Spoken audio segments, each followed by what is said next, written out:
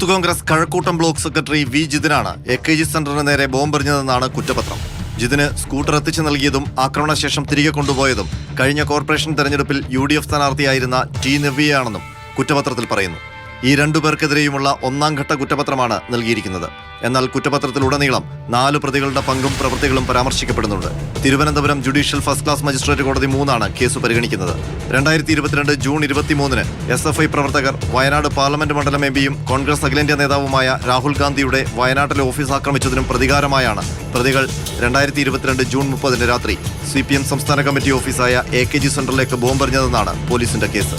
Youth Congress ജില്ലാ ഭാരവാഹിയായ ആളുടെ മേൽനോട്ടത്തിലാണ് bomb നിർമ്മാണം നടന്നതെന്നും ജിതിന് ബോംബെറിയുന്നതിനുള്ള സ്കൂട്ടർ ഈ നേതാവിന്റെ ഡ്രൈവറാണ് 3-ാം പ്രതി നവ്യയെ ഏൽപ്പിച്ചതെന്നും കുറ്റപത്രത്തിൽ വ്യക്തമായി പറയുന്നു. കേസിലെ 2-ാം പ്രതിയാണ് ജില്ലാ നേതാവ്, 4-ാം പ്രതി അയാളുടെ ഡ്രൈവറും. ഇരുവരെയും കുറിച്ചുള്ള വ്യക്തമായ പരാമർശം കുറ്റപത്രത്തിലുണ്ടെങ്കിലും പേര് ഉൾപ്പെടുത്തിയിട്ടില്ല. ഇത് കുറ്റപത്രത്തിന്റെ നിയമസാധുതയെ ദുർബലമാക്കുമെന്ന് നിയമവിദഗ്ധർ ചൂണ്ടിക്കാട്ടുന്നു. 4-ാം പ്രതി ആനേറ വെൺപാലവട്ടത്ത് വെച്ചാണ് 3-ാം പ്രതിയായ നവ്യയ്ക്ക് സ്കൂട്ടർ കൈമാറിയത്. നവ്യ ഈ സ്കൂട്ടർ 1-ാം പ്രതി ജിതിന് തമ്പുരാമുക്ക് ജംഗ്ഷനിൽ വെച്ച് കൈമാറിയെന്നും ജിതിൻ തന്റെ കാറിൽ സൂക്ഷിച്ചിരുന്ന ബോംബുമായി AKG സെന്റർ ഭാഗത്തേക്ക് പോയെന്നും കുറ്റപത്രത്തിൽ പറയുന്നുണ്ട്. കേസിലെ നിർണായക കുറ്റകൃത്യം ചെയ്തവരാണ് 2-ഉം 4-ഉം പ്രതികൾ.